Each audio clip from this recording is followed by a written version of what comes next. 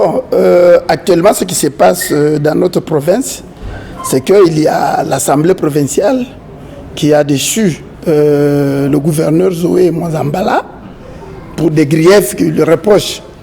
Voilà au moins la réalité qui est en train de se passer dans cette province. Vous savez, d'abord, avant que ça ne soit une province, c'était un district. Et la province a pris toutes les dimensions territoriales de l'ancien district. Pour la première fois, nous avons eu un gouverneur. D'abord, on a commencé par les commissaires généraux. Et en plus, maintenant, le gouverneur, c'était le gouverneur Kitangala. Et maintenant, le gouverneur Zoé Nzambala. Alors, vous me posez la question de savoir, bon, quel est le profil pour un bon gouverneur. Mais au bout de tout ce que nous avons observé, il faut savoir que chaque gouverneur, de tous les deux que je précitais, avant de passer au pouvoir, il présente un projet. Il présente un projet d'action dans lequel il détermine les lignes de son action. Et généralement, c'est des textes trop vastes. Et la population applaudit lorsqu'on apprend. Par exemple, quand ils nous disent on va construire les routes, on va relier tous les chefs-lieux de territoire, on va. C'est là vraiment, c'est le souhait de tout le monde. Parce que quand vous arrivez dans notre province, vous comprenez que nous sommes en arrière. Nous sommes vraiment en arrière par rapport aux autres provinces. Et donc, l'espoir du peuple est trop grand lorsqu'il y a un candidat gouverneur prétend vouloir régner à la tête de la province. Mais par la suite, la population est déçue. Car toutes les promesses faites ne sont généralement pas réalisées. Kitangala nous avait promis que nous allions avoir Rio de Janeiro. Il disait même que dites à vos amis de ne pas mourir, car ce que vous allez voir ici, ça sera terrible. Beaucoup de gens ont cru, mais moi j'ai cru, parce qu'il a l'air trop sérieux, il porte une jolie cravate, et il n'a pas droit à mentir. Mais au finish, nous n'avons eu rien. Même construire un petit pont de 2 mètres, on nous dit que la province n'a pas l'argent. Et finalement, nous sommes bercés aussi dans l'insécurité. Mais lorsque vous voyez leur train de vie, ça ne correspond pas à ce qu'on nous dit. À la fin, nous avons été encore déçus. Même les véhicules de l'État qu'on avait achetés avec notre argent, c'est-à-dire l'argent du contribuable, ils s'en ont distribué. Parce que la loi ne prévoit pas qu'on puisse faire la compensation entre les biens de l'État et les biens privés. Même s'il fallait payer les décomptes finaux, il fallait payer les indemnités de sortie des ministres ou des conseillers, il ne fallait pas leur donner ces véhicules-là. Demander maintenant au nouveau gouverneur de payer le gouvernement. Voilà un petit exemple pour vous montrer à quel niveau la conscience de nos hommes politiques. Donc rien n'a été construit, rien n'a été fait. Nous prenons le nouveau gouverneur. C'est vrai que le nouveau gouverneur est arrivé. Moi, ce que je dis toujours, il est arrivé au bon moment et à un bon endroit. C'est-à-dire, il est arrivé là trouver quelques infrastructures déjà bien faites par le gouvernement central. Entendez par là l'avenue principale qui est le boulevard Lumumba. Aujourd'hui, le boulevard Joseph Kabila. Vous avez le stade, vous avez l'hôpital du Centenaire, vous avez l'éclairage public. C'est ce qui fait un peu la beauté de Kalemi. Même quand les étrangers viennent ici, ils disent que Kalemi a changé. Mais ce n'est pas le gouverneur Zoé qui a fait ça. Ce n'est pas le gouvernement provincial qui a fait ça. Parce que le gouvernement provincial est incapable même de construire le pont qui a coupé la ville en deux, le pont Kitoukou.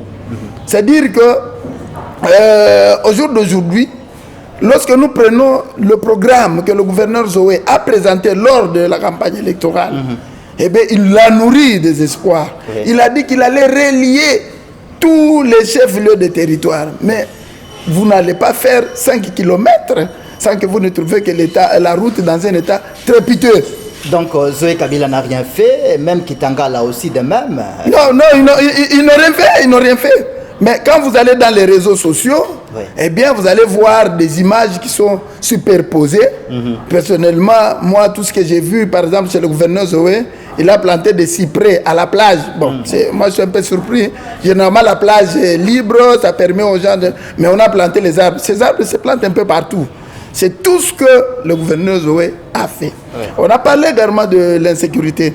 On a mis fin à l'insécurité. Mais c'est un processus. Ce n'est pas en un jour qu'on met fin à l'insécurité. Il y avait déjà un dispositif qui était mis par le gouvernement sortant et qui se poursuivait avec le gouverneur. Parce que les acteurs, ce sont les policiers, ce sont les militaires qui étaient en train d'exécuter.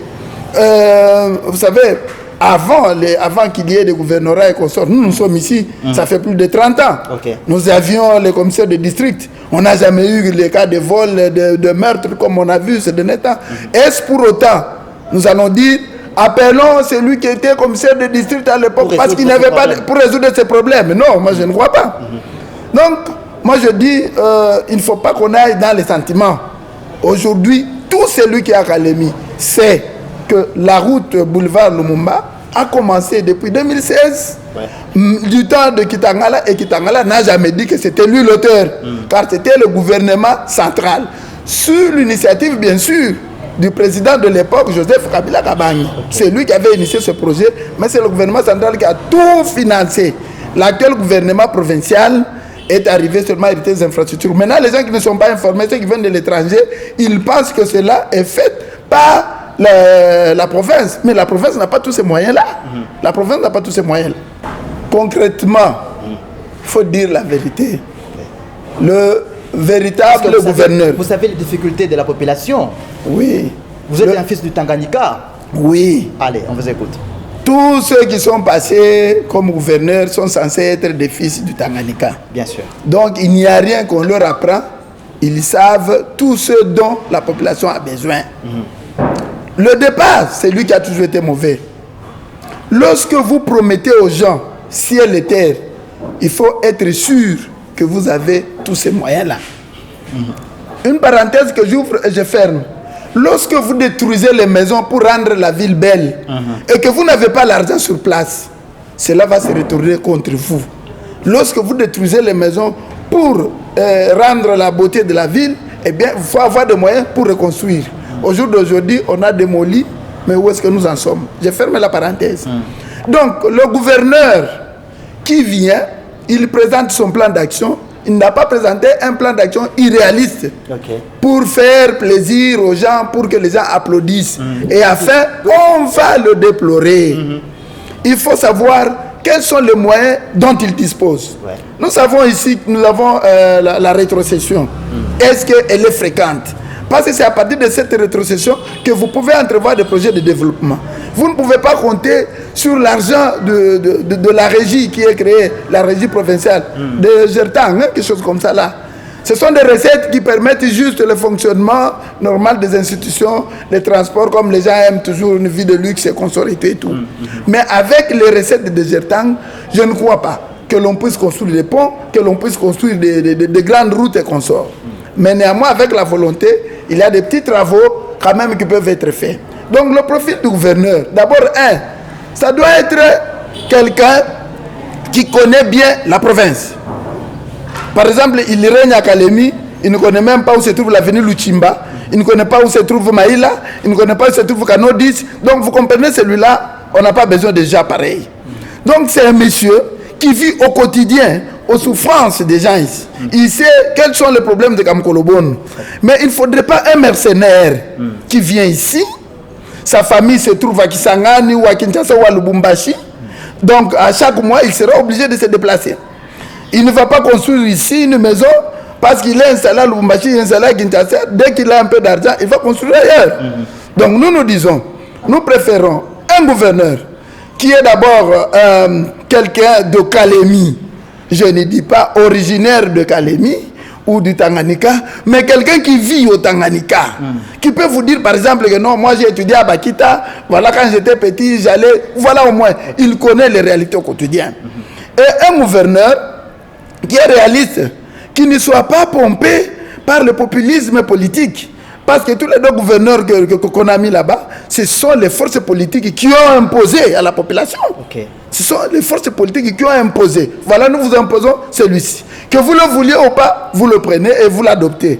Nous voulons que les candidats à venir, qu'ils puissent, c'est pour cela même aujourd'hui, il y a des plans, des projets visant à modifier la loi. On se demande finalement si le gouverneur ne sera pas élu à un suffrage universel à tous les gens de la province, pour nous permettre quand même, parce que nous avons appris que des députés étaient corrompus, des députés étaient forcés avec des big caméras. Oui. Donc finalement, ils ont voté un gouverneur qui n'ont pas voulu.